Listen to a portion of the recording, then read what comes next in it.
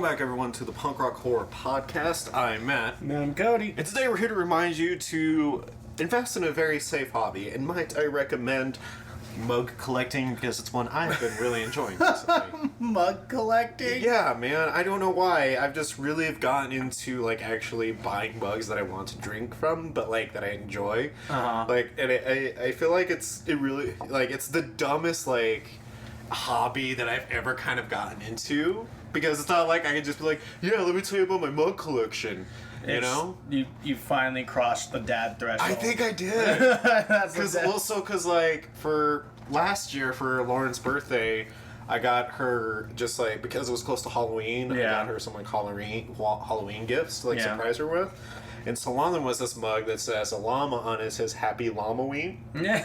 I'm like, I even liked this one. So I know she's going to like it. And she did end up liking it, but now I'm the one that mainly drinks from it. Just because I'm like, Llama-ween. Because it's got a llama on it and it's wearing a little witch's hat. Joke. Yeah. I was like, this is too ironic that I have to drink from it just for the pure irony of it all. And also just because it's a llama, and I just think it's adorable. Yeah. And then so now, like, when we were back from my vacation recently, we're shopping for mostly, like, coffee mugs that I want, and, like, tea mugs that I just wanted to have. And it was just, like, an interesting thing that I've gotten into, and I don't know why, but maybe other mug enthusiasts get where I'm coming from. No, I think everyone has their thing. Yeah. Like, for a hot minute there, I was grabbing beer steins. Yeah. Because my grandpa, he used to collect beer steins, and I thought I saw some really cooler ones until I saw the price of them, and I was like, I'm not collecting that. Well, see, and that's why I'm okay with mugs, because I feel like they're in the middle, because usually they're pretty, like, some are like, $40, sure, but that's, like, the most high-end I've seen. I'm usually, like, staying in between, like, a good $10 to $20 range. Yeah, like, I wouldn't mind, I'd spend, like, $10 on a mug. Yeah. Even 20, depending on what it is. Like, or 15, depending, like, how well it's made and whatnot. Like, yeah, man, no, I don't know, like, I guess if this doesn't work out, I could always give heroin a try. Yeah, that's true. Not trying to make light of anybody else's situation, but you get it. It's humor and all that. So, yeah, we're back with a new show. We're back with a new episode. And, man, you know, it's just been crazy times. I was on vacation and kind of just, like, going into things we love and hate here in a moment. I want to share this really quick moment that I had. I was really going to make it the moment I love, but I felt like it would have been a little too narcissistic to put it in that segment. But I do want to just mention it because I thought it was just a good kind of, like, moment in general. So, like, again, coming back when I was on vacation, we went to this store called Lithium in Estes. It's a locally owned shop. I check it out. The guys that run it there are really friendly, really nice. I had a really great time there. They sell, you know, glass, shirts. It's basically kind of like what a locally owned Spencer's would look like. Okay. Not trying to, like, take any jabs. Like, that's just the best way I can think of how to describe, like, what it looks like on the inside. You know? And so it's a really cool shop. It's called Lithium again. And so there's this moment where, like, because of my disability, I can get easily overwhelmed, like, with just being around a lot of noises and a lot of people. And so I was already just, like, in a very kind of, like, tense moment, like a tense mood. So when I went into the store, and I was by myself at the time, and I had my bandana on. Yeah. And so, like, I had a real jackass moment, and I came back and apologized for it because the clerk, he came up to me, and he's like, hey, I like your hair, I like your bandana, I think that's pretty cool, you got a cool Rambo thing going on. Like, well, he was genuinely trying to be nice. Yeah, I know, and I'm imagining you going, don't fucking call me Sylvester Stallone. Well, and so I responded, and I was like, actually, it's for my culture, like, for native culture and whatnot, and so, like, I just responded that way, and I didn't know why I did. Like, I thought maybe it was because I was already overwhelmed and tense, and I just responded, you know. I didn't think it was just part of my impulsivity that can happen when I get overwhelmed, and I was like, and I said it twice to him, and he's like, oh, okay, like, and he was pulled back, and I thought about that moment, because he was just like, again, so just running the moment again, he was just like, that's a really nice bandana, it's kind of cool, like, Rambo look you got going on. And I was like, oh, well, it's actually for my culture. And he was like, what? And I'm like, oh, it's for my culture, you know.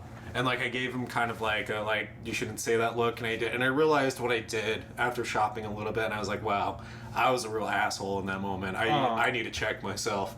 So I did go back up to him and apologize to him. I told him, I was like, hey man, I shouldn't have responded to you that way. That was a real asshole moment of me. I'm real sorry about that. You were legitimately trying to give me a compliment, and I took it the wrong way, and I'm so sorry. Like, and there was no way of you knowing that either, so I shouldn't get mad at you because you didn't know. And he's like, well, yeah, and he's like, but I thank you for saying that. And so like we had a really good like moment, but good. But it was like the reason I just want to talk about it is just because like I feel like it's a good story to talk about considering how 2020 has been. And just like kind of we got to take whatever kind of good moments we can get. Well, I think that, and also just the fact that like I think the biggest thing that we do need to take with 2020, fucking check yourself sometimes, man. Like, come on, like. Yeah, I need to check myself. Because I've had to do that too this year, like where I made a comment or something that, and it just dawned on me like a little bit afterwards, like, oh, that was fucking stupid. Well, and I don't know what this dude was going through. He could actually be like having a rough moment in time also, and he's just like trying to be positive at work. Yeah. He's trying to be like a positive influence for his coworkers. He's like, you know what, I've had a bad day. I think I want to make someone feel nice. Maybe I'll feel good too about it. Hey man, that looks really great. This is my fucking culture. Well, I'm just gonna go fuck myself. Well, and so that's what I mean, man. Like I had to realize that like it didn't have to be that type of moment, and I didn't want to leave that store without. I didn't want to leave lithium without talking to him and like apologizing, because like I just had to check myself and realize I was out of line and that I didn't need to respond that way. Yeah, because he legitimately wasn't trying to pick on me or anything. He was he was just trying to be nice. Yeah, and I took it the wrong way, and so yeah, man, I just wanted to share that story. Again, sorry, I'm just imagining like. Maybe he was actually trying to be mean, and like afterwards you checked, like when you said that, he's like thinking to himself like, fuck man, am I really that much of an asshole too? Like I just automatically do that. And then you come up and apologize, and he's like, yeah, that's right, I'm not the asshole. Hey fucking lady, that looks fat on your ass. You know? I told you got cankles.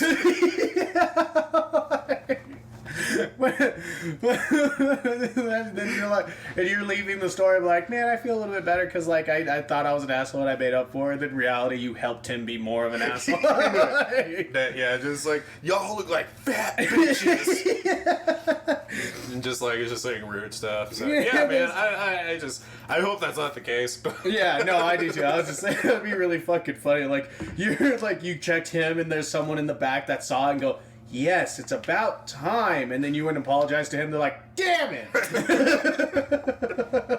That would be really fucking funny. And it was definitely not that situation. No, there wasn't a lot of people in there at the time. I reacted impulsively because I was overwhelmed, and so like I knew I needed to apologize. Because even if I was in my right, I could have still done it better. Yeah. You know, I still could have conducted myself in a better way. Like, explain it. Like, yeah, dude, it's part of my culture because I'm this, and then, like, this is why I wear it and stuff. Yeah, like, or I could have said, like, oh, well, it's actually for my culture, but thank you for your compliment. I do appreciate that kind of deal. You know, like, because if he was trying to be mean, then I could have just gone at the way of trying to, you know, respond with kindness instead, kill him with kindness, that philosophy. Yeah. But either way, I just wanted to share it because he's a cool dude. Lithium is a great store. Again, if you're in Estes, Colorado, check it out. So yeah, man. Cool. But jumping in, so let's go into things we love and hate. So I'll go ahead and start it off if that's okay, since I'm already on the ball. Go ahead. So I already mentioned, I basically kind of like hinted at it last Friday's episode, but changed it for appropriate reasons then. So I want to make a point absolutely clear before I talk about what I hate. When it comes to religion, beliefs, creeds, whether it's organized or non-organized, whether it is Wiccan or not Wiccan, atheism even, or even Satanism, whatever it is you choose to believe in, I do not harp on you in any sort of way. It is your belief system. It is what you choose to find faith and solidarity in, and I understand what that is like, so in no way am I harping on it itself or what you choose to believe in.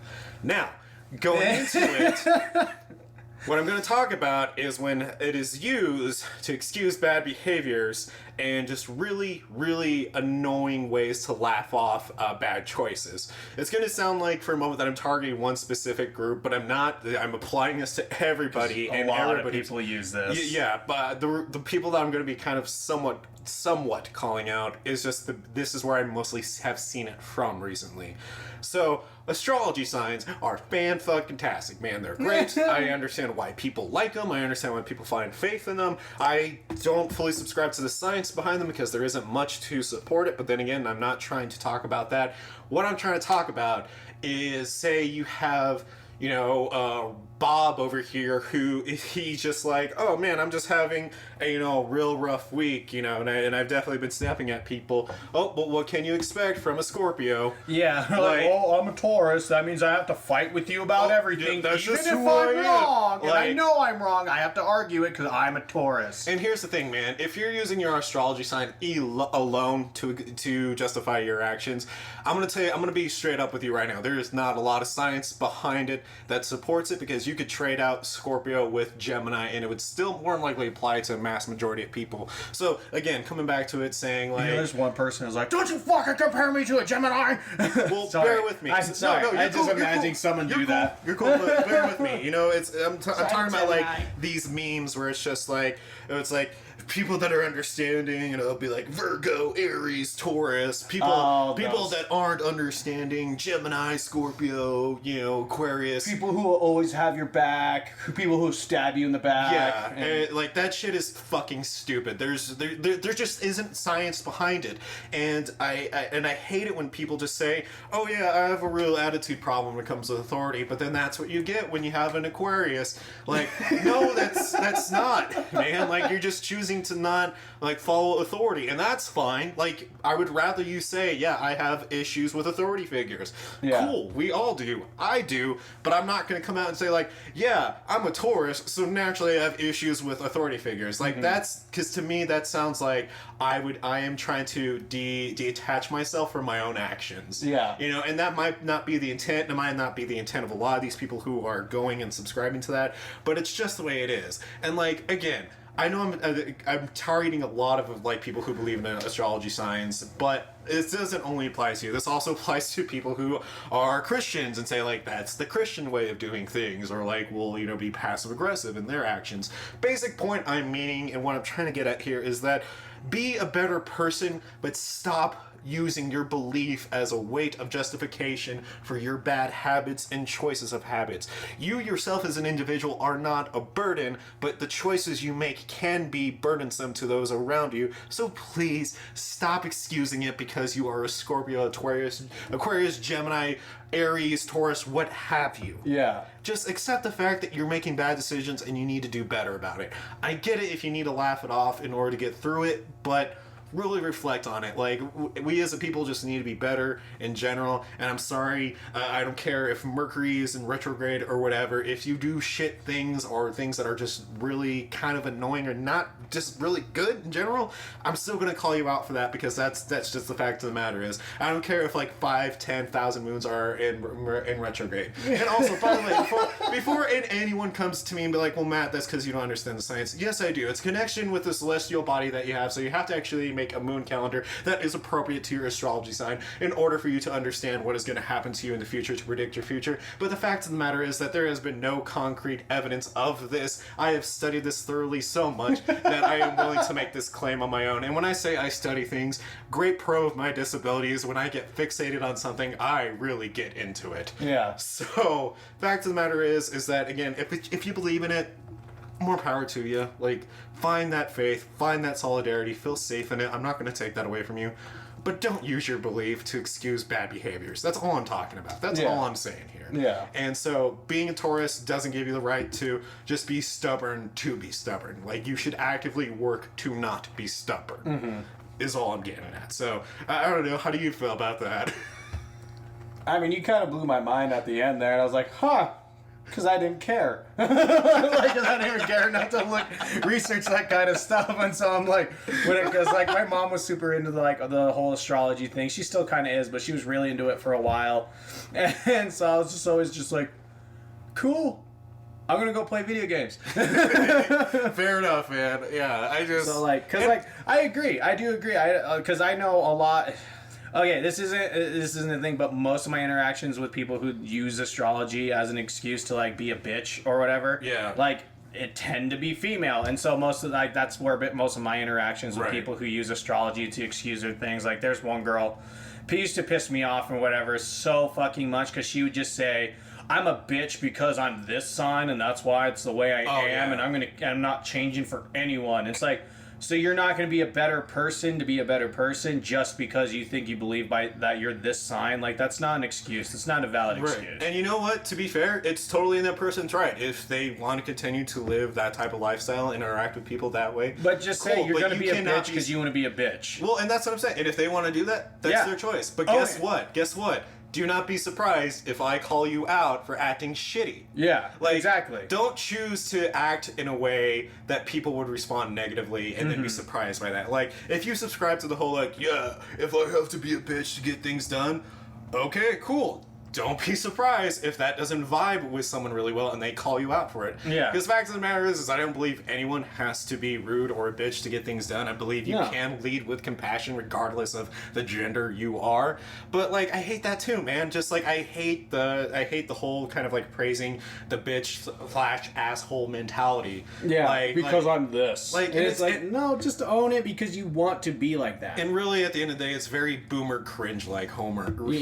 It really is. Man, like, okay, boomer. Like we can all be bitches and assholes if we want to, but fact of the matter is, why would you want to do that when the world is filled with them? Yeah. Like, I would rather be a genuinely nice person to a stranger in the moment and then follow up with being mean if it's necessary. Yeah. Then immediately just be on my guard all the time and just be rude to people. Yeah. That's just me, man. I mean, a lot of people kind of have like, well, that's a very pushover type of mentality, but I tend to disagree with it because I think, you know, if you're always mean and if you're always angry and if you're always tough, then you're just walking with a glass jaw. You feel me? Yeah, no, I get you. It's just that we need to better ourselves and stop trying to latch justification onto things that make us feel more secure in our decisions, because just again, coming back to it, that's actually why I wanted to talk about my story where I had to check myself, because that would have been a moment where I feel somebody who would use astrology to justify themselves would be like, yeah, this happened at lithium, but then again, you know, I'm an Aries and so that could, you know, that should be expected. Like, no, I don't really, you know, subject to that. And obviously not everyone who believes in astrology believes this way. You know, I'm not calling out everyone. I'm just calling out these people in general who, whether it is astrology, Christianity, Satanism, spiritualism, probably not Buddhism, but any other religion used for justification of your own decisions, I think is kind of a mark of you making shitty choices when you could be ethically better. I agree.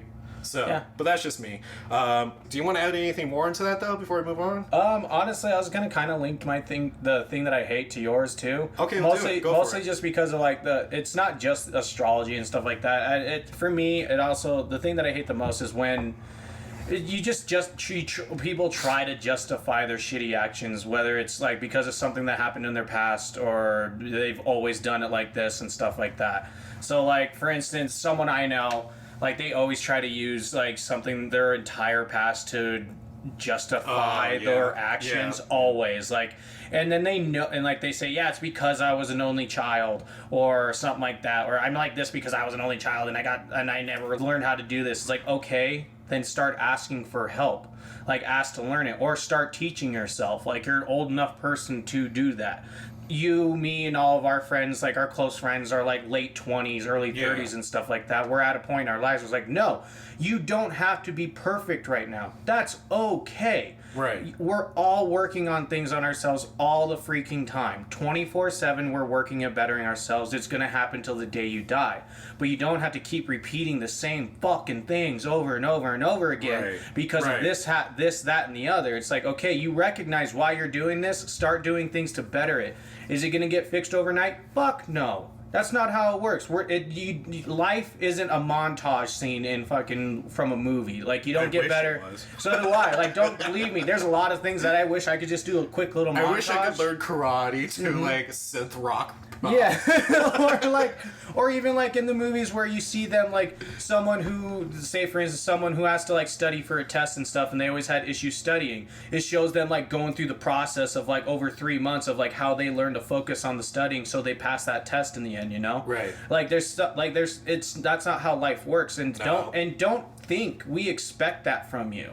Like, don't think that people in your life expect you to fix yourself like that. It doesn't happen. Work on yourself. But you need to understand too is that your actions, the people in your life have to see that you're working on it. There's always going to be consequences. Yeah, and it's like, and we all know you're going to fall at some point. Like, it's okay. I think the best way I can go about it is like, you can't let the things in your past or the things that you know have caused this bad behavior control you. You need to get past it and work on that yourself. And yes, you can ask for help, but when it comes down to it, there are going to be times you're not going to have the help to get through it, so you have to find out how to do it on your own. So stop making the excuses of I don't have time, I don't have this reason, that, or the other to do the things, and like make excuses of whether you want to be lazy or you don't want to be a good person and stuff like that. Like, there's no excuse. Work on it, work on yourself, and work on being better. That's the best way to do it. So like, and I know I'm guilty of it too, but like, I recognize the things that I've needed to work on, and I have been working on them. Like, and no matter how hard they work. So basically what I'm saying is, like, don't make excuses for those bad behaviors. Yes, there were things that maybe caused you to start acting like that. We all have those issues. We all have past trauma. But recognize it and start working through it. Start working past it. Don't be like, all right, I'm going to do really good for 2 weeks. Oh, I screwed up. I'm going to never do it again. Like, that's not how it works. And just to be clear, so no one gets it twisted, in no way are we shaming what you've been through. No. Here's the thing. When it comes to bettering yourself, it is always going to be a battle. Mm-hmm. But how you fight is just as important as the battle itself. Exactly. And so, don't live up to anybody else's expectations, but live up to your own expectations of who you want to be and what you want to achieve in life. Exactly. And no one else can tell you whether those expectations are great or not. As long as you are happy with them and that is what you want to strive to be, then do that. But while you're doing it, just learn to be a little more compassionate as you go along. Yeah, and again, if you recognize those things and you don't want to work on them, well, don't expect people to be helping you try and better that if you're not going to work on it yourself. It's a whole corny saying of you attract more bees with honey than vinegar. Mm-hmm. And you can't solely rely on the people in your lives to help you get through that issue. You have to do it yourself. Yeah. When it comes down to it, it's your own push to get through that issue and to get over it, or not get over, but get through it. I'm sorry, I shouldn't say get over. You should be working through these things. Get through them. I need to fix my terminology. Get through the issue. Get through the problem that's caused this bad habit. Get through the issue. Get through those and become a better self. I would say replace over with past. Yes. Yeah. There we go. Get past it. Get through it. Get over or achieve the goal in sight. Dream to achieve. Yeah. So basically, work on it. Just work on those things. Stop making an excuse of why you can't do it, whether it's time, patience, stuff like that. All right. But so, after we've done with that, talk about things we love real fast. Let's go into good vibes. So we can get into some good vibe movies. Yeah, so my thing I talked about is, I'm going to make it two things, because I feel like I hard choose, like, moments with my kids a lot. Yeah. And so, like... It's because it's easy for us. Well, it is the thing that we love, and that's something we want to talk about. So, so I'm just going to make mine two really quick ones. One quick one is that I finally caught up and watched all of Harley Quinn on HBO Max and the animated series, and it's fantastic. Like, hands down, my favorite version of Harley Quinn since fucking ever, honestly. Since she was originally debuted in the animated series. It's just a fantastic show. It's really great. I'm going to recommend that everyone checks it out just because the voice acting is on point. Keely Kyoko as Harley Quinn won me back over as a fan of hers because she did a fantastic job with it. It's funny, it's hilarious, it's action-packed, and it's a good show. The other thing I love is my kiddo. When coming back from vacation, she actually got to go horseback riding for the first time, and it was really big moment because for a long time in my life, I myself was terrified of riding horses because I had a bad experience when I was close to her age, and so it like really hurt me just like that. It really affected me in that way. And so now that I am able to do that, it took a lot of work to get to that point. It was just great to see her do it for her first time and not have to go through what I went through to enjoy it. And, you know, she was on, I mean, admittedly so, she was being dragged by the guide, but, or pulled along by the guide, but she was like on this big white horse called Johnny Box-a-lot. And, you know, I was on Jill, and Jill was a sweetheart, and it was a 2-hour ride, and she just did it, man. Like, I was just really impressed and proud. She didn't get scared for a moment. She just loved being on that horse and loved going through the wilderness, and it was just like a proud dad parent moment that I got to see. I just got to see that. I got to witness her do that. You know, I loved it. It was great. It just makes me so proud of her. Yeah. You know, hold on, I gotta go cry about my kid. Anyways, go ahead, buddy. The thing I love, so quick little context about this. So I'm going to talk about my kid too that I love. She's going to be the part of the thing that I love. But the reason why I've made such a point to make this is because, so her and Dev went out for a walk the other day, and I wasn't going to originally make this the thing that I hate, but so they went out for a walk and they went to the playground nearby. Yeah. And Audrey hasn't been able to go to the playgrounds and stuff because of the whole pandemic. And so this is the first time she really got to go. And Dev told me the whole story, and it broke my fucking heart because they went to the playground and there was a bunch of kids there, but because Dev and Audrey were being the responsible ones and wearing their masks because there was a crowd of people. Yeah. Like there was a small group of people. They're like, oh, we got to wear our masks because it's a gathering. Yeah. Well, none of the other families were wearing masks. None of the kids were wearing masks. And any time they would see Audrey even trying to say hi to their kids, they'd run up and grab their kids and pull them away from Audrey. Or like if she was going to go on the playground, they made sure their kids weren't even near the playground and stuff like that. Fucking like good. they They can go fuck themselves. but it broke my heart because Yeah. Audrey's so fucking sweet and she just wants a Yeah. friend. And she's so badly she wants friends because Erin lives so far away, so she doesn't get to see Erin. She hasn't been to she hasn't had a time to go to school yet and stuff and make school friends. Yeah. And she's been really good at breaking her little social bubble of talking to kids out and about before the pandemic. Like she was making friends that way. And then just to see a group of people like just do that and ostracize a 3-year-old, like go fuck yourselves. First off, go fuck yourselves for not wearing the fucking mask that you're supposed to be fucking wearing. And then to take it out on a 3-year-old who's just trying to make friends with kids and stuff like Well, that. and what asinine logic is on that? No, we don't have to wear masks, but don't go up to the kid that's wearing a mask. Yeah, What don't the go to fuck? the one who's being responsible and like the one who's being taught good things, who's being taught to be friendly, who's being taught to like say hi to strangers and try and make their day better just by being nice to them. And you're gonna be a cunt hole. Like go fuck yourselves, and I hope your kids get kicked in their shins. Yeah, no. That's just...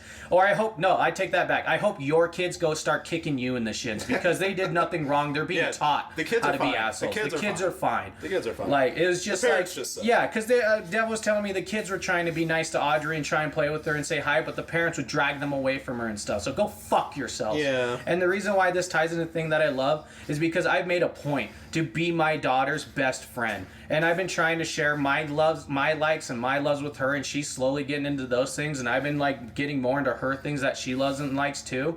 And so we played Mario Party together, and we both were fucking princesses, because I was like, do you want us to be princesses? And she's like, hell yeah. Well, she said, yeah. And we played the dancing like type thing, quote unquote, like just dance version. It's the rhythm games. Yeah, I know what you're talking and about. she fucking loved it. We played it for hours, and she was having so much fun, and it just warmed my heart because like I'm like, that's right. This is how you be a good parent to your kid, and how you teach them to have fun and responsible, and how you interact with them and have fun. And she's gonna take that joy and that happiness to the new friends that she will make, and make great friends from that. Well, and So man, all you like parents she's still young, so I know, but it's just one of those things that broke my heart because it's my kid, and she Yeah. just wants a friend. No, I get that, man. I get it. And, you know, honestly, it's just one of those things where it's like, not to like make it any less than what it is, but it's one of those you have to just kind of let it go. I know. Because she is young enough, and she'll meet better friends. She'll meet, well, not better. She'll meet friends who have better parents. Yeah. You know, who aren't so dumb. And with that, you know, it's just a learning process. It's a moment. It sucks. Yeah, and I'm just hoping that like we can instill her as like, oh look, if people are gonna ostracize you for you being responsible, you don't want to be around those people. Yeah, it's what's the saying? Sometimes it's better to be right than it is to be popular. Exactly. So that's depending on the context. Yeah, of and course. so that's just one of the things. Like I was gonna add that, and I just didn't want to go off on a giant tangent about it, so I tagged it on. But like, the thing I love is just playing with my daughter, making this pandemic as easy on her as I can by like interacting with her, having fun with her, even if it is indoors for the most part, you know.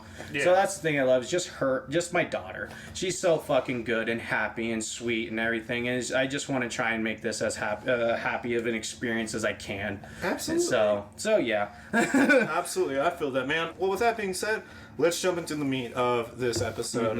Lots of loves and hates, pretty good all around. If you agree or have viewpoints, or maybe you have a perspective you would like us to consider on something we said. Do you want to tell me a little bit more about astrology that maybe I didn't realize? Or do you want to talk to Cody about why that sucks what happened to his kid? Let us know. Reach out to us on our Instagram, there, Pucker Horror Podcast, or on our Twitter, @officialPRHP, and we might just post them and read them here on the show. Oh, yeah. Alrighty then. So jumping into it, in relation to our Tuesday episode, we talked about Australian horror films. So we are going to be talking about the censor board. No, I'm kidding. Like we talked about the censor board a little bit there. So we decided to take two movies to review to make the case for that are related to our Tuesday theme. That is a segment we're jumping into now. If you're not used to how we review movies, we take the pros and cons, but mostly try to make the case for why these movies are great. We give you an honest perspective of what to expect, but we still tell you why it's worth your time and why you should invest in watching it. So, jumping into it today, I think I'll go ahead and just start off because you started off last time. Yeah. That's cool. So, oh, God, no. How dare you? I know, we're going to end on a real tearjerker. Oh, yeah, we are. But it's a good one. It's a good one, though. Oh, my God. All right, so what did you do before we talk about mine? So, I figured I feel like I've, unironically, have been doing more creature features than you. Which, you know what's so funny about that is I fucking love creature features. Right? Fucking love them. And I don't do a whole lot of... Well, it's just like how I do more musicals. Yeah. Like, it's pretty funny, man. When you think about it. Like, I feel like we're starting to find our own thing. Because like, almost all of my movies have the terrible ending. Like, the one where you're just like, damn it. I need to think about my life. Well, so I decided, I was like, okay, so I've done mostly creature features about bears, sure. I've done about a few others as well, like, I guess if we want to consider some, Dagon a creature feature in a sense. Yeah, I would think so. We could do that. Miss us. But I figured, I was like, what is one animal that I haven't talked about that I could talk about? And that's not really the reason why I did it, as more so I just love this movie. Yeah. And it's called Boar, which came out in 2017. Piggy! In the harsh yet beautiful Australian outback lives a beast, an animal of staggering size. With a ruthless, driving need for blood and destruction, it cares for none, defends its territory with brutal force, and kills with a raw, animalistic savagery unlike any have seen before. I love this one way better than more than half of the other IMDb synopsis. Directed by Chris Sun, written by Christy Dallas and Chris Sun, stars Nathan Jones, the amazing Bill Mosley, and John Jarrett. So just starting out right now with it, man, it's I'm gonna tell you, starting out, 5 out of 5 buckets of gore, hands down. There's no way it's not. No way it's not. It starts out with, just like how any other creature feature would, where it is a couple driving in the outback of, Australia, and they're, seeing this, herd of boars run by the trail that they're driving on. No way. And so, they're just like, oh, gee, dear, what's that? And it's like, oh, it's them bears. Oh, dear. Boars. God damn it. I like how your Australian people are Canadian now. You know what? It's really fucking funny. Okay, before I continue this, literally what just happened in my mind, it was like, I'm not going to fucking try to do Australian accents. I'm just going to talk about it. I was like, so here you go, Matt. You're about to talk about the scene and what they say in the scene. So you're going to say what they say. Don't say it with an Australian accent. Don't try to say it with an Australian accent. It's not needed. It's not wanted. Well, hey there. Okay, great. You went with the Minnesota accent. Well, you're crashing now. Might as well just like burn with the glory at this point. I guess we're gonna go back to down land down under, eh? Oh dear, look at all those bills in there. Where they get all these piggies? He'd be getting in a bear. Anyway, so the scene opens up with this couple driving, and you know they notice that these wild boars are running by, and they're like, "Oh, something must have scared them, right?" And so then eventually cuts to Boar itself, the giant warthog, just coming in and just like toppling over the Jeep and killing them. Instant Boar title comes to the screen. Fades out, fades back into this happy little kind of fucked up family that is being driven with Bill Moseley as a transplant dad, who is just, by the way, like, Bill Moseley being as a transplant dad. I feel like we've done a lot of Bill Moseley lately. Oh, I love Bill Moseley. I know, I do too. But it's a really refreshing role that he took on, because we're so used to him being in roles that are more about, like, psychos or you know, psycho killers or killers in some sort of facet. Or just being, you know, killed off, you know, in a really horrific way. And in a sense, still happens in this movie, but not until a very much later point within the film. But it's just a very like refreshing cast type to see see Bill Moseley, because like there's like almost moments where you think like he's just gonna snap like how he does in Devil's Rejects. Yeah. Like you just see it where he's just like well, get your hand off my fucking, you know, stepdaughter. I'll raise it up your fucking ass. Like, you know, go to like that Bill Moseley like psycho like lecture that he's really doing. He's really great at doing.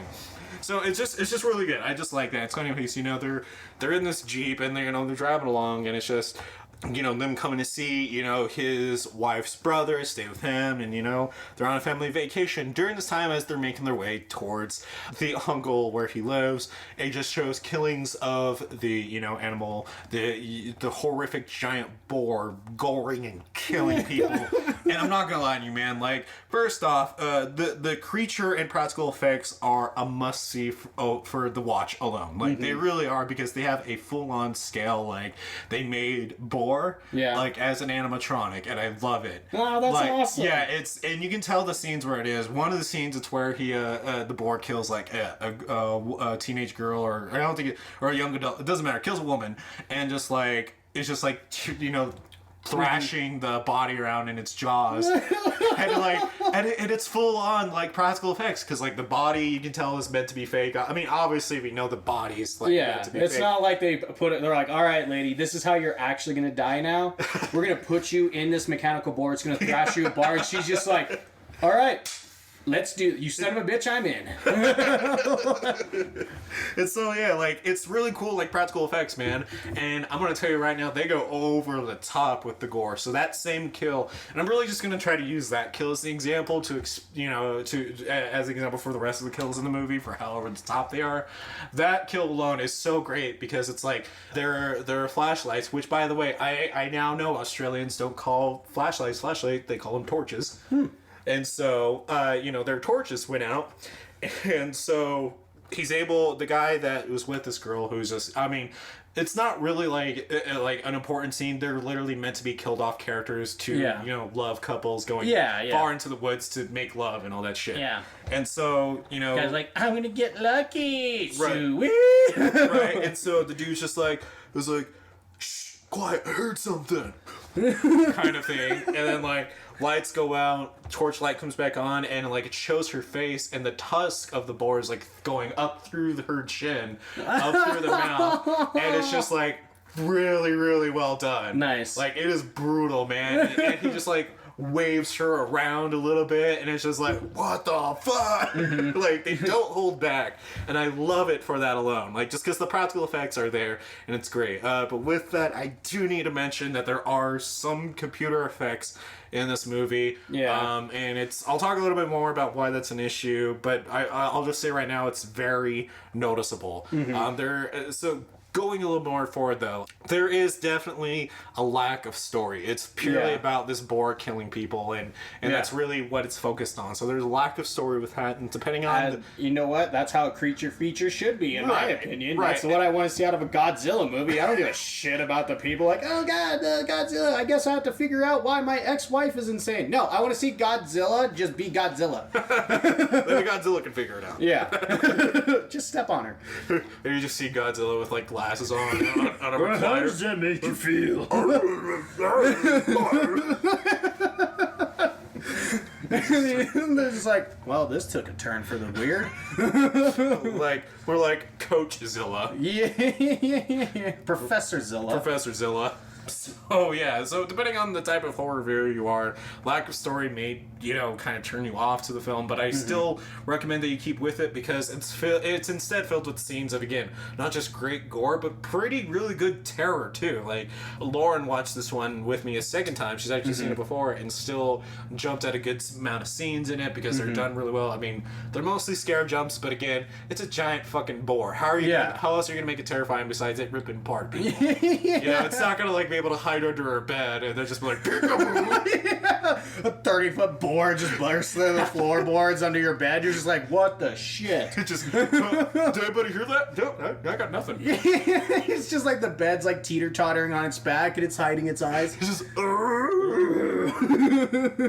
does anybody smell anything? Oh, must have forgot singing out the trash. That's it. Yeah, that's it. I don't remember my bed being near the ceiling. Oh well, better climb up to it. Oh, maybe I just never noticed this before. Wow, this is actually a really cool home.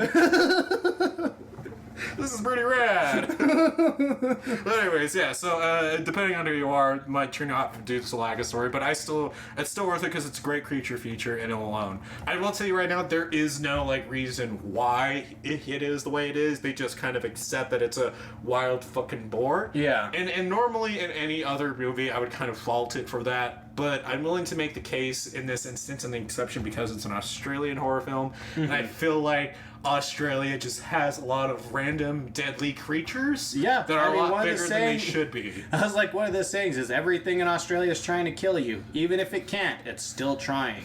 I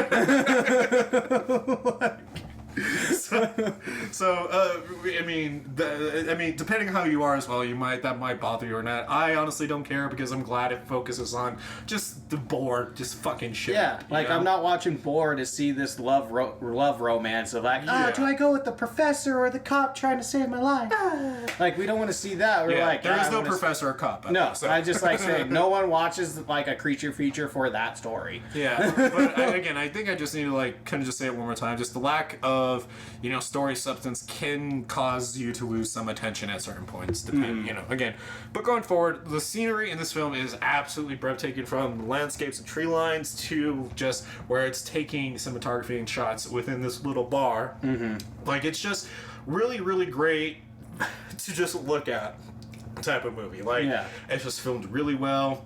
Again, the cinematography is on point, and again, just seeing the landscape of just them driving through this vast, very green Australian type of environment. It's really breathtaking, man. For a moment you forget that black mambas and other things are there that might want to kill you. Yeah.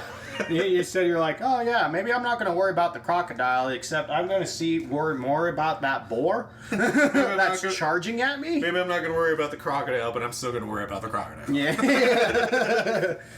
But and also, again, the cast is fairly well-rounded. There are some weird interactions between character dialogues, and there's some moments that just annoyed me a little more than it normally would. For instance, the boyfriend in this movie, Rob, he whenever he's saying goodbye to the girlfriend to go do whatever fuck ever in the movie, he'll just be like, give me a kiss, and we'll hold her by the mouth and just mwah, mwah, mwah. And I'm like, oh god, die. just die. And spoiler alert, I will say Rob does get killed, but again, he plays the douchey boyfriend. He's going to get killed. Yeah. But that is where I do need to bring up my other con, is that when he gets killed, that's a moment where the computer effects are pretty noticeable in the movie. Yeah. And depending on who you are, that might turn you off again, but I'm still going to tell you, like keep with it because the practical effects definitely take more of the spotlight than the impractical for sure. Eventually, as the movie continues on, we do get used to seeing the wife's brother, and he's just this towering dude who just like. By the way, like I'm a real fan of Nathan Jones because like. Him playing Bernie, just this big, like, 6'5", 7'2", bald, muscular dude. He's introduced to us with like him just like feeding little baby sheep, and it's really kind of cute, man, because you're just like, oh. Oh, how sweet. And it's just like, but he doesn't play like a very like toxic masculinity type role. Yeah. At all. And I enjoy it for that because like he's supposed to be a big tough guy and he's going to be fighting the Boar at some point one-on-one. Okay, not going to lie, I kind of forgot Nathan, like I saw the name Nathan Jones and I was like, is it the same guy from WWE? Yeah. Okay, so there you go. He used to be in wrestling. So I remember him because I liked him a lot. He had this little thing with The Undertaker for a bit, and then he was too green when, of course, Vince McMahon tried to push him, and then he was like, I'm over this. Right. So the role he plays, like, I just like it really a whole lot, man. Mm-hmm. Like, because he kind of, like, serves as, like, the protector. Yeah. Like he somewhat is, because, again, he's the big burly dude in the Australian outback. And so there's a moment where, like, the brother of the teenage girl gets taken away by the Boar, and so the mom breaks down and just, like, starts hitting Nathan Jones' character. He's like, why didn't you do anything to protect him? You said you'd protect him. Why didn't you try? Yeah. Why didn't you do this? And just, like you could see he was actually getting torn up by it, and he really put in that effort to act that out. And so I really appreciated that for it, Nice. There's these moments where it can be a little corny, but I mean, again, it's a creature feature of a giant fucking boar. Yeah. So bear with me. The movie does progress with a few family members getting picked off one by one until it's just the sister and the daughter, the wife and the daughter left, and eventually we get to see the barmaid. The barhead who comes to help Bernie and the family with running over the boar, and it's a really great in that her character finally helps out in a very badass way. Yeah. But I would have loved to see the boar get taken out in a much more epic way. Yeah. So I don't want to spoil it because it's not great enough in my opinion to be spoiled, but it isn't bad enough for it to not be spoiled. Yeah. So I'm just gonna keep it as is. Fair enough. And so for that, whole mentality for it and why I'm doing it that way. Again, it sounds like I know it sounds like I'm pointing out some big ifs here and there, and you might hold on to one of these and say, well, I don't know if I really should then, watch it. But I'm still going to encourage you to, because even though these are all things that kind of hold it back a little bit, it's still a fantastic film that is, honestly, a very unique creature feature. I kind of like to describe it as the Lake Placid of Australia. Uh-huh. Although it doesn't follow that same format at all. Yeah. And so again, man, like it deserves far more attention than it has gone. It's a really unique, great idea for a creature feature. And the boar itself, man, the full structure of it when you get to see it is such a menacing, terrifying, horrifying looking fucking creature, dude. It legitimately looks like something out of like a nightmare. Yeah. And I think that is just something worth mentioning as well. It's a great creature feature. It is worth your time. It is not something that's meant to have a lot of thought put into it. And if you're tired of movies that require, a good amount of dissecting to understand, I strongly recommend you just watch Boar, because it's just one you can put on, watch, and just see the gory time take you away for a moment. If you have a Shudder account, it is on Amazon via the Shudder add-on right now. You can also watch it on Sling at this very moment. It's also available on YouTube for $2.99, Google Play Movies for $2.99, and Vudu for $3.99. And again, if you want to watch it on Amazon or Sling, you will need a premium subscription, and for Amazon, a Shudder add-on for it. I'm always going to promote Shudder because I think it's one of the better add-ons. It still is a cheap price and for everything it offers, and again, hopefully maybe one day they hear that we talk so good about them and we'll be like, hey, we want to sponsor you guys. That'd be awesome. Or it could be the Shudder official podcast. I don't know. No, for real though, check out Boar. It's worth your time, Ghouls, Gals, Creeps, and Minions. It is a gory, fun ride. Cody, take it away. Yeah, so some trivia. Oh shit, I totally forgot the trivia. Thank you, man. At the breakfast scene I'm going to read the first two and then you can finish it. Oh, thank you. I got so into like the sell you that I forgot about the trivia. Thank you. Thank you. Unfortunately, Nathan Jones had a falling out with director Chris Sun after the film's release, making any plans for Nathan Jones to appear in proposed sequel for Boar and Charlie's Farm highly unlikely. Oh, no. At the breakfast scene at the farm, Robert says, "I've seen Charlie's Farm." Bernie, Nathan Jones, played Charlie in Charlie's Farm, and the farm is the same location as Charlie's family's farm. Wow. Steve Bisley and Roger Ward both starred in the original Mad Max, while Nathan Jones starred in Mad Max Fury Holy Road. shit, that's right. Wow, go figure, man. Fuck, I keep forgetting about that. Well, and Steve Bisley and Roger Ward are also in this movie, kind of. Steve Bisley mostly appears on the screen for like 12 seconds. God, I forgot that was Nathan Jones in that scene. Yeah. I think they based the villain of the Mad Max game off of his character. Oh, wow. I think. I'm not, don't quote me, that's not 100% confirmed or everything. I could see it now. Yeah. So despite, again, all the cons and whatnot, please check it out. Boar is worth your time, and it's definitely a good creature feature that I think it deserves a little more attention. All right, buddy. All right. Take it away. So, taking it away. So, yeah, I just think it's funny that, again, we're doing exclusives, because you did a Shudder exclusive, and my movie is actually a Netflix exclusive that I'm I don't really... think mine's as much as Shudder exclusive. It's more so original. like, predominantly. Yeah, I think it's a Shudder original. No, I don't think it's original either. No. Oh, but anyway, I could be wrong, but either way, continue. mine is another Netflix original, because I do a lot of them on here. But this one is so fucking good. It's called Netflix Originals 2017's Cargo. This is a terrible fucking... After an epidemic spreads all over Australia, a father searches for someone willing to protect his daughter. That's a really bad way to put it. I mean, that's literally what it is, but I mean, at least it didn't spoil anything too much. Yeah, but anyways, even though it's like the majority of the movie, but whatever. Ben Howling and it was directed by Ben Howling and Yolanda Ramke. Written by Yolanda Ramke. I hope I'm saying that right. And then it stars Simone Landers, Martin Freeman, and Marley Jane McPherson Dobbins. Hello, Mr. Freeman. Hi, Mr. Freeman.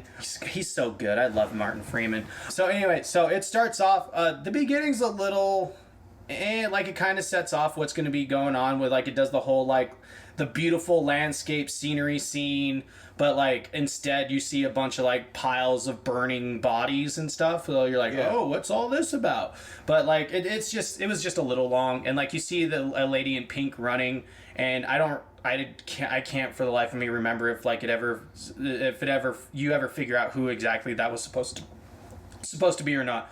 But anyways, this movie starts off really, really well, and it gives you pretty much like a perspective on where everyone's at that point, because it starts off in the middle. Like, it's not the beginning of an epidemic or anything. It's like years have gone by and everyone's kind of knows how to live with it and stuff, in a sense, to an extent. Yeah, shit's already gone down. One thing that I really like about this movie is it shows the mistrust of people, like how there's all this mistrust of just other people and stuff. Because you see Martin Freeman's character, Andy, and his family driving a houseboat, and they're on this river, and they see another family who's like at a birthday party type thing. Like it almost looks like it was a birthday party or whatever. Yeah. But they see them, and he's waving all happy and excited and trying to say hi to them. And like the kids and the wife were like kind of happy waving, but the dad instantly like shows a gun. So you already see that there's mistrust between all strangers and everything because of everything that's happened. And I like that. Yeah, we won't fight, but if you get too close. Yeah, and I like that they established that without really any dialogue between them. That's like, oh, okay. Like, they do really good storytelling in this movie. And this this is what makes this beginning so hard too, and why this movie is such a rough roller coaster of emotions, is the chemistry between all the acting in this movie and the actors in this movie is freaking amazing. Because the chemistry between Andy and his wife Blue is so relatable. Just how they interact with each other, you're just like, yeah, that's like a normal family. Like, that's kind of like how my family is and stuff, you know? You get that feeling.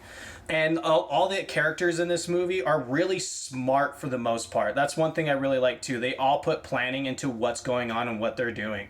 But they do still have like some bad mistakes, and that's how like it causes like the chain of events that happens. Like, so they're on the houseboat and they see this tipped over yacht, and so Andy goes in there and he's getting supplies and stuff because him and his wife have been arguing about whether they need to make a trek to the mainland again and start like trying to find supplies on the mainland. And Andy's like, no, we know what's out there. we can't go out there. We need to stay on the boat because we can still survive on here. We haven't had any issues, you know?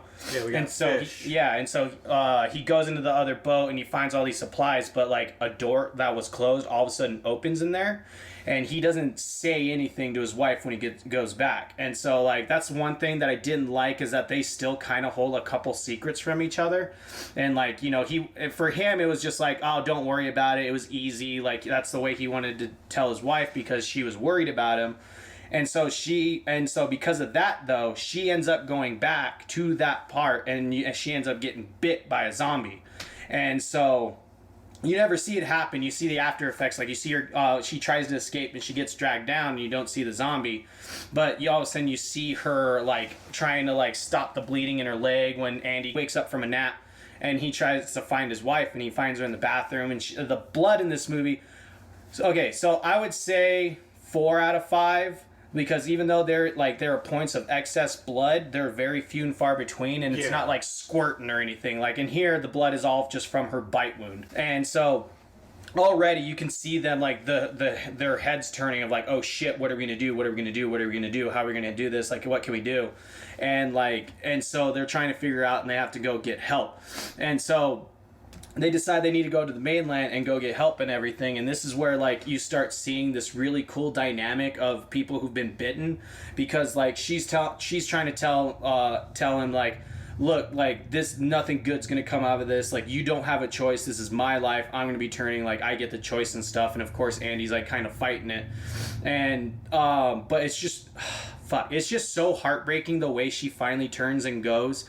And like, and what ends up I don't want to. I'm afraid to say it. I would say it because it still happens early enough. Yeah, it's still okay. So this is a small spoiler, but I mean, if you read the description, you kind of figure, you know what's going to happen and stuff like that. But like, so basically, they get in this car accident, and it accelerates her turning. So you find out in this movie that once someone's bit, it takes about 48 hours before someone fully turns into a zombie. Yeah. And because the zombie epidemic has already been established, you see like these zombie kits. They're called epidemic kits, and they're these boxes to help people deal with people who've been bit by a zombie. Like, it comes with a smartwatch that has a timer on it.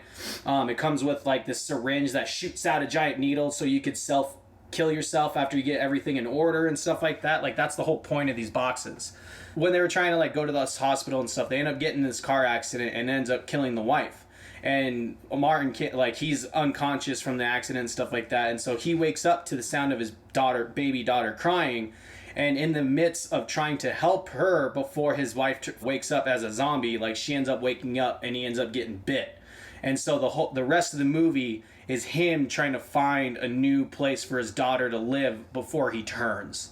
Yeah. And oh my God, the resourcefulness of this man. Like, if you father of the fucking millennia of how they did this movie, of how they did what they did with this guy. Oh, definitely. Like, oh my God. So, sorry, I'm going to backtrack just a little bit. So the reason why I say they're really smart in this movie, there's this scene where they're on the mainland when they get the car that they end up getting the accident with. Martin Freeman's character Andy is filling up gas in the car, and you see a zombie coming, and only his wife sees it, and to warn him, instead of like yelling and slapping to make the zombie run faster, you know, she just turns the turn signal on the car. Yeah. And he's like, what the fuck? And then he looks up and sees the zombie far enough away that he can stop and get in. I was like, holy shit, that's smart. How come no one's done that before in a zombie movie? So like, so everyone's super fucking resourceful in this movie and really, really smart. Like, even the bad guy. So the main bad guy is you meet this guy Vic, and the way he sets up his entire establishment is so smart.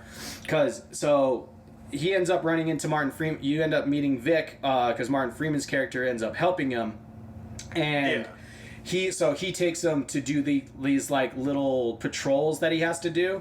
And how he has it is, so how Vic kills zombies is he gets these cages, and he just throws meat all over these cages with live bait inside, and and he just picks off the zombies while they're trying to get in, so he can go and scavenge for their like materials and stuff, like, you know, their money and stuff, because Vic is so far gone that he believes the world is going to turn normal. And so he posted up shop in a gas, like at a gas reservoir, and so he's in control of all the gas because he thinks it's going to turn normal, and he could sell all the gas and sell everyone back their stuff. And it's just like cool because it's already established in the series. But yeah, so like Vic is just a really good villain for this movie. Like the actor does such a great job of like already showing someone who's completely lost and full of like what their plan is for the zombie apocalypse. Another cool one thing that I also really liked about this movie is I don't think there's a whole lot of CG. Like I'm pretty certain most of it is practical effects. Yeah, there really isn't much of that. Yeah, and they do such a good job with that. And they also like do a cool thing of adding their own twist on the zombie like lore. So like one thing that they kind of they touch on a little bit, but the zombies bury their heads in the ground like ostriches. Yeah. And they never really touch on it except for the fact that like one of the characters, Toomey, says they like the dark to hibernate. So I'm guessing like the zombies really like stick their heads in the ground during the day, and because they only like the night. Because they're bitches. Mm-hmm. And then another cool thing that I really liked about this movie is how they talk about how certain aspects of society have gone, like how they've dealt with it. So like one of the characters, Toomey, her family really close to the lady who works at the hospital that Martin Freeman's character ends up getting to. And when they start talking about how a lot of the society, they ended up going back to their primal roots. So pretty much living off the land like how the Aborigines did in the like way back when. Yeah. And so they pretty much form these zombie hunting parties, and they're fucking badass. Like when the few times you see the hunting parties go about doing their thing, it's so fucking cool. Yeah. And they do such a good job, and like it's so awesome. And so another thing that another like good scene why like there's really good, why our protagonists are really smart and they think on their feet, is there's a scene where Andy and Toomey are captured and they're locked in one of the cages that Vic has. And so Martin Freeman instantly is like, all right, I know how to get us out of here. And he looks around and they fucking make this way. They pretty much tie bait to the a makeshift rope that they end up making, and he throws it out and ties the rope to the cage and uses the zombies' own like aggression and stuff to lift the cage doors to get themselves out. Like I was like, holy shit, that's fucking smart. Like they actually think these things through. And like Andy, the reason why he gets Father of the Year, everything he does is to make sure that when he turns, he will not hurt his daughter. Like, it's so good. And I'm not going to give up the ending, because the ending fucking breaks you. Oh my god. Yeah. Dev watched it with us, and she broke down so many times during the ending because of everything that happens. It's a good ending. It's so good. Oh, it's and so like, good. and same with me, man. I teared up a little bit. So I'm going to give a quick little, 1 minute spoiler review for the ending. And like, I highly recommend if you haven't seen it, skip this spoiler review, because the ending is so good. Or stay through if you want to be prepared for it. If you want to, yeah, it will make you cry. So real quick, 1 minute spoiler review of the ending. So in 3, 2, 1. This is now the spoiler. Yeah, this is now the spoiler. So what happens is Andy's finally recognizing that he's gonna turn, and the only people that he knows who could take care of his daughter is Toomey and her family. And Toomey decides to finally go back to her family, because you find out she's been avoiding them because she wanted to help her father, who turned, and she thought there was this magic way to get to fix him. But so what Martin Freeman does is he has one of the zombie kits. And just before he turns, he's like, all right, Toomey, this is what you're going to do. He has meat in his pocket. He ties it to a string, and he says, just hold this, or ties it to a stick. Hold this in front of me. He puts in a mouth guard and ties his wrists up. Yeah. And fucking, and Toomey uses, and when he finally turns, Toomey uses him to hold his daughter in the backpack that he's been carrying, and her, and uses him, as a little, car. And when she finally meets up with the people, it breaks you, because she finally meets up with the people and tries to save Martin Freeman's character, but they have to kill him because there's no cure. And so what happened, and so that's the end of the spoiler review. And I know that was probably a little But the reason why is because you have to watch that ending for it all to really get into you. Yeah, because the way like he finally accepts everything and sacrifices himself to make that ending happen is just so fucking heartbreaking, and it warms your heart at the same time. This movie is an emotional roller coaster because it feels like nothing good happens throughout for anybody, even of how smart and crafty they get.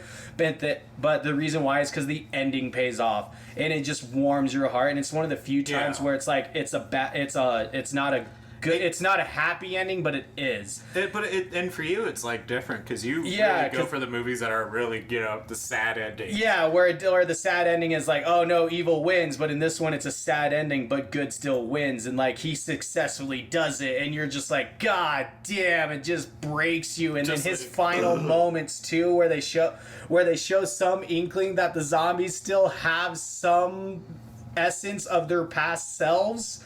Oh my god, man, I almost cried when that happened. Yeah. And so, give this movie a watch. It is super, super overlooked. Like, whenever I see, like, top 10 lists of best Netflix movies, this is never on there, which is a fucking disgrace. This is hands down one of the best Netflix originals I have ever seen.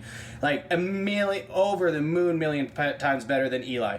Oh god, yeah. Which I still refuse to watch because of how much you shit on it. And that's the right decision. Probably. So, highly recommend this movie to watch it. It's on Netflix. It's a Netflix original, so if you have a Netflix account, it's free on there. Some quick trivia about it. Actor Martin Freeman found a special rapport with young actress Simone Leaders. Simone's never acted before. She's been a joy. She's a really lovely, lovely girl. She loves to laugh. She was charging me $1 every time I swore, so I ended up giving her a lot of money. This movie is Australia's first Australian theatrical film, feature film to be released globally as a Netflix original. And then the favorite part of making the film for young actress Simone Landers, who portrayed Toomey, was staying up late and making new friends from Newcastle in New South Wales, Australia. She had not spent a lot of time with Australian Indigenous communities, and so connecting with Natasha Wanganeen and Bruce Carter, who play her parents, was a special part of the experience. Bruce, she says, was like a dad to me. He was very friendly. He taught me to be friendly to other people. He told me that you called David Gallipoli Uncle David, and he kept me warm and gave me hugs. Landers is not a big fan of zombie films, but for her, Cargo isn't really a zombie film. The virals are symbolic of the Western pollution. This film promotes the indigenous respect for the land, and I am proud to be a part of that. The feature film is based on 2013 short film of the same name, Cargo, which went on to online viral success, gathering about 13 million views on YouTube. Last one, an extensive consultation process was conducted with members of the Australian Indigenous community throughout development. Indigenous writer John Bell came on board as script advisor, assisting Ramke in understanding specific cultural practices, avoiding stereotypes, and delivering authentic contemporary dialogue. This process also greatly informed what could become a central theme of Cargo, a disconnect between the modern Western world and Indigenous traditional culture. And you fucking see that in this movie. They pay so much respect to the Indigenous culture, like hardcore. They even do like this entire this funeral talk about how they buried their dead in the trees. And like they do it twice, and they talk about like why they do it. It's so fucking good. Like, this movie is great. Like, seriously, if you have a Netflix account and you haven't watched this, what the hell are you doing? Yeah, seriously. This is definitely one of those that definitely stand out in the myriad of zombie films that do the same thing over and over. Yeah. This is definitely one of those that stand out, in my opinion. It focuses on the feels a lot more. It does. And like in the chemistry between all the actors in this movie is fantastic. No one does a bad job. Like, I think everyone was great in this movie. Oh, God, yeah. So that's Cargo. Give it a watch. And that was also our review on Boar. Yeah, it's on Netflix. Netflix original. So yeah, man. If you want to keep up with everything we're doing, you know where to go. Find us, follow us on Facebook, Punk Rock Horror Podcast, or on our Twitter @officialPRHP. Or on Instagram, Punk Rock Horror Podcast, #PRHP Podcast. You can follow me at The Undead Matt, and again, Ghouls, Gals, Creeps, and Mutants, we have new stuff on our Patreon. We are back hosting the Half Hour of Power, so make sure you check that out. and get subscribed to that, and that way you can hear us talk about more stuff that we don't really talk about on our Tuesday episodes or our Friday episodes. So again, Ghouls, Gals, Creeps, and Moons. Also make sure you check out that live stream that's happening tomorrow. It's for Heathens Helping, a charity event. It's a 12-hour game stream with all these great streamers, and it's just to raise money for St. Jude's Hospital. So please check it out. It's worth your time. Ghouls, Gals, Creeps, and Moons, you know how else to support us, and thank you again for just continuing to support us and being amazing Ghouls, Gals, Creeps, and Moons, and listeners all around the world. Y'all are amazing. We love y'all, and we shall talk to you about horror next time. Bye.